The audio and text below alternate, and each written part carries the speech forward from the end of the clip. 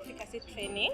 The training was informed by a study we did in August. The study was cerebral palsy perception in Nairobi, and one of the things that came out strongly were the burden and stress that parents go through on a daily basis, trying to raise a child with cerebral palsy.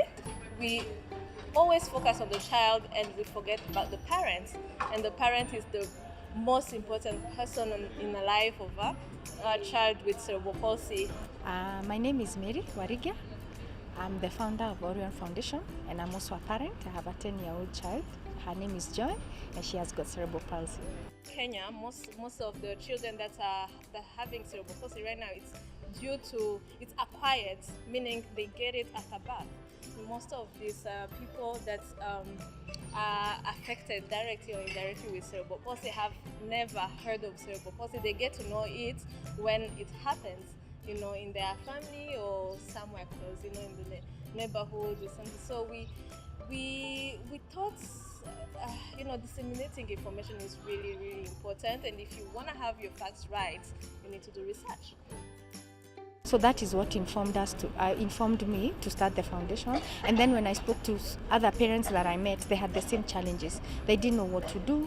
So that's how Orion Foundation was conceptualized. And basically our role is to do research and share that information with implementers, schools, therapy centers, but we also work with government to influence policies. We are currently working with the Ministry of Health to develop clinical guidelines on management of cerebral palsy and autism.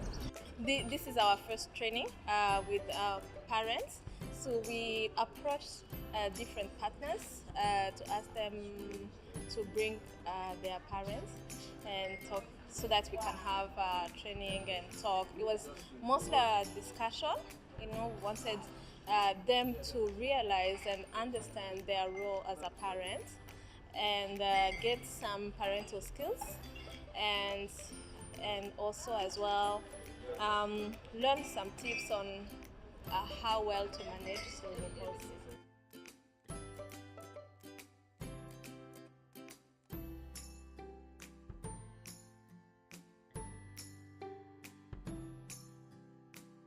Sarah Deuri. I work in Kenya Institute of Special Education as a assessment assistant in the Department of Educational Assessment. I'm a special needs educationist and the principal of Kenya Community Center for Learning, which is a school for children with special needs as a result of different conditions such as cerebral palsy, autism, dyslexia, Down syndrome, and any other condition that may impede learning. And we are glad that we are offering this important service to these special children, because they are children just like any other child, and therefore it's their fundamental right to be given education, to access education, and to be facilitated or supported to reach their God-given potential.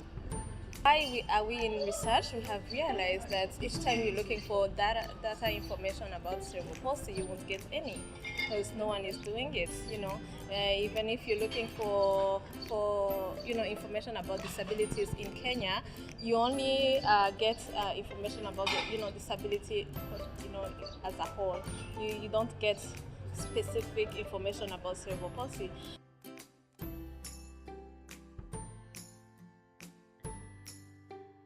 Most parents don't have insurance covers, and that's why we are trying to reach out to the national insurer, National Housing, NHIF. We also found out that parents don't have training. Nobody tells them what they need to know. That's why we are doing this training.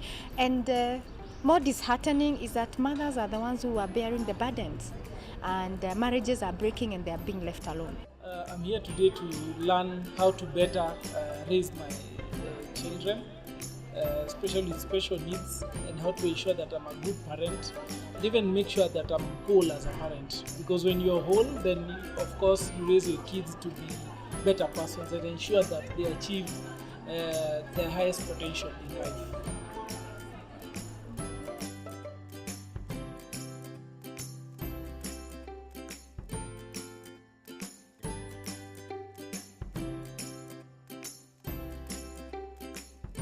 We also work with government to influence policies. We are currently working with the Ministry of Health to develop clinical guidelines on management of cerebral palsy and autism. So NHIF is a national insurance scheme that caters for Kenyans and non-Kenyans living within Kenya, earning from Kenya. And we cover, it's a family cover, and we take on everybody in the family. We do not have exclusions on age or pre-existing conditions. We do not need you to go for medical tests before you can come on. And we have two main kinds of members. You're either employed, so you're in the formal sector, or you're in the informal sector, so we put you under the self-employed section.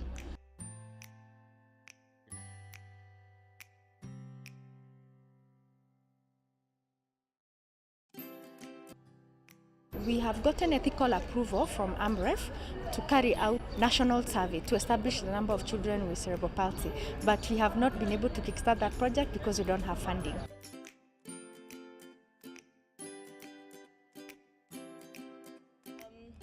So these people in the implementation stage or level, they have a lot of information that those policymakers don't have. So what are we trying to do? We are trying to bridge the gap.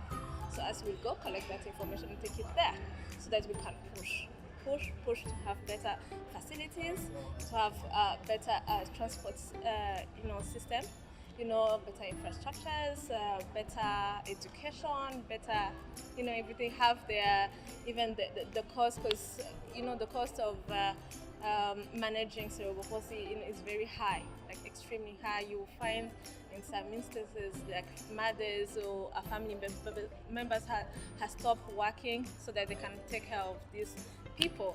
So now we are missing, someone, a person who would be like working and bringing in, money to the country. So what we're trying to do is that let's just support them. Let's have a conducive environment for them.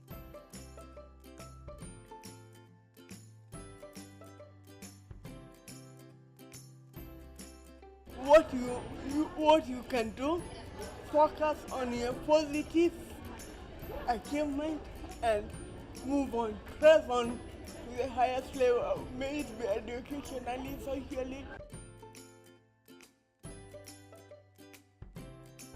The sky is the limit.